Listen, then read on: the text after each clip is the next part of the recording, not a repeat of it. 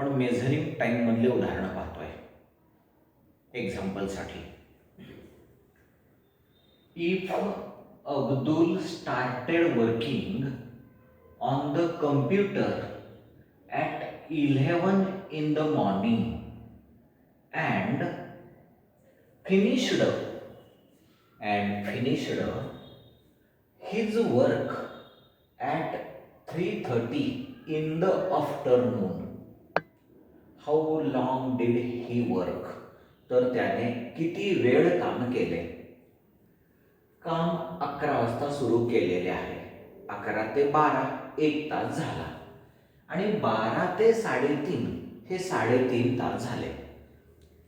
1 तास आणि 3.5 तास मिळून 4.5 तास झाले, म्हणजेच 4 तास 30 minute. Abdul worked for 4 hours and 30 minutes. तुम्ही याप्रमाणे पण आन्सर काढू शकता किंवा प्रत्यक्षात वजाबाकी करून सुद्धा उत्तर काढू शकता. आता ही वजाबाकी कशी करायची हे पहिले समजून घेऊयात. यासाठी काय करायचं, तुमच्याकडं काम केव्हा स्टार्ट केलेलं आहे, काम केव्हा संपलेलं आहे, ह्या ज्या 2 वेळा आहेत हे इन 24 hours मध्ये कन्वर्ट करायचे. 24 hours मध्ये कन्वर्ट करायचे. कसे करायचे बघूया आपण. In 24 hours clock, 11 in the morning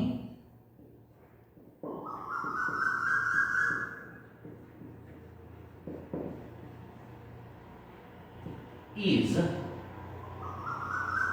11 in the morning is सकाळचे 11 आहेत. दुपारी 12 पर्यंत काहीच बदल होत नाही आहे, असंच टाइम राहत असते. म्हणजे सकाळच्या 11 साठी झाले 11:00 म्हणजे 11:00 3:30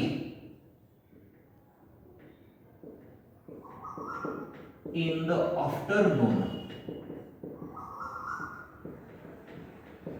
is आफ्टरनून दुपारनंतरचे 3:30. आता दुपारचा 1 वाजला की आपण 24 ताशीमध्ये 13 म्हणतो, पण आपल्याकडं तर 3:30 झालेले आहेत. म्हणजे 12 मध्ये हे तास मिळवायचे.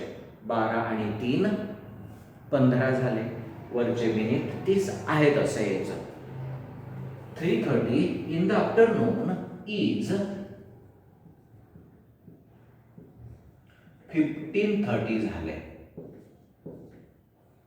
ऐका आता, या वेळेला काम सुरू केलेलं आहे. 24 hours मध्ये आपण बोलतोय आता, आणि या वेळेला काम संपवलेलं आहे. मग किती वेळ काम केलं हे काढण्यासाठी ज्या वेळेस काम संपलेलं आहे त्या वेळेमधून काम जेव्हा सुरू केले ती वेळ आपण मायनस केली पाहिजे. म्हणजेच वजाबाकीसाठी आवर्स, मिनिट, कधी संपलं काम 15:30 ला. 15 hours 30 minutes मायनस काम कधी सुरू केलं होतं 11 वाजता. 11:00. ही जागा तासाकडून उसने घेण्यासाठी ठेवली होती, पण ह्या उदाहरणामध्ये तशी काही गरज लागत नाही. आपण वजाबाकी करूयात. पहिले मिनिटांची वजाबाकी. 30 मधून 0 वजा केले 30च राहिले. आवर्स मध्ये आता 5 मधून 1 वजा केला 4 राहिले. 1 मधून 1 वजा केला 0 राहिले. 4 hours 30 minutes. Therefore इथं पाहायचं, how long did he work. Therefore Abdul work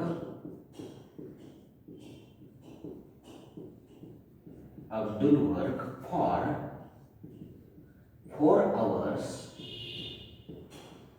30 minutes. पुन्हा एकदा समजून घ्या. आपल्याकडे दिलेली वेळ ही 12 आवर्स क्लॉक मधली आहे, 12 ताशी कालमापनामधली आहे. आपण तिचं रूपांतर 24 ताशी कालमापनामध्ये करतोय. 11 इन द मॉर्निंग हे 11:00 होणार आहे 12 आवर्स क्लॉकमध्ये. 3:30 इन द आफ्टरनून दुपारनंतर 3:30. हे 12 आवर्स क्लॉकमध्ये करत असताना हे जे 3 आहेत याच्यामध्ये 12 मिळवा. 15:30 झाले. 15:30 ही वेळ वर्क संपलेली आहे. 11:00 ही वेळ वर्क स्टार्ट केलेली आहे.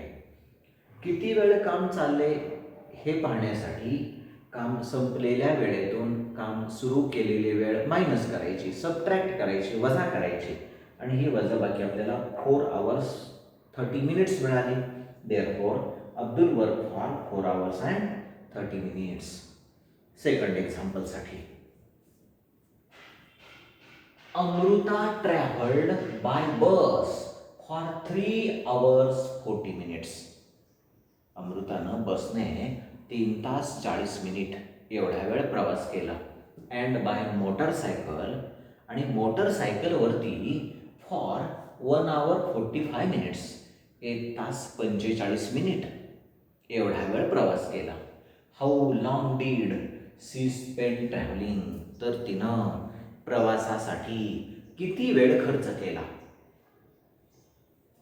आता प्रवासासाठी खर्च केलेला वेळ काढणे म्हणजे दोन्ही वेळेची बेरीज करणे.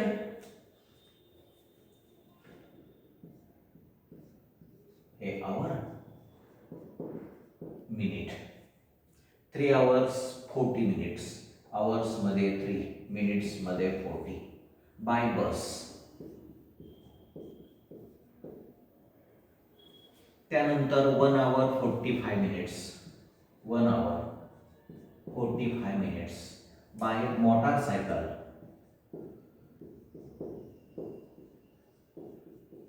ह्या दोघांची आपल्याला बेरीज करायची आहे.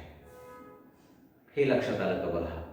बाय बस 3 आवर्स 40 मिनिट्स. बाय मोटरसायकल 1 आवर 45 मिनिट्स. ट्रॅव्हलिंगचा टाइम काढायचा आहे. ॲडिशन केली आपण. 0 + 5 मिळाले. 4 + 4 8 मिळाले. आवर्समध्ये बेरीज 3 + 1 = 4 झाले. पण बेरजेमध्ये लक्षात काय ठेवायचं आहे, मिनिट्स मधले मिनिट्स हे 60 किंवा 60 पेक्षा जास्ती झाले तर 60 मिनिट्सचा 1 आवर करायचा, 1 तास करायचा. तेव्हा मिनिट्स मधून 60 मायनस करायचे, 60 वजा करायचे. -60.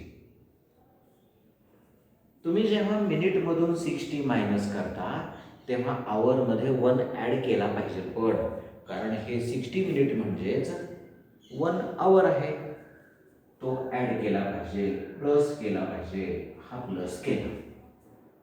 वजाबाकीसाठी 5 - 0 5 मिळाले.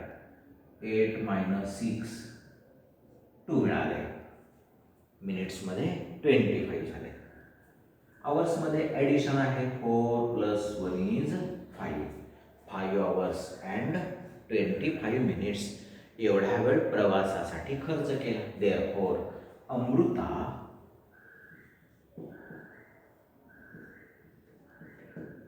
spend 5 hours 25 minutes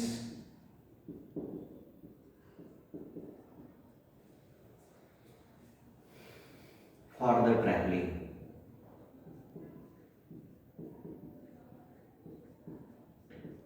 अमृताने प्रवासासाठी 5 तास 25 मिनिट एवढा वेळ खर्च केलेला आहे. कळलं हे? ओके.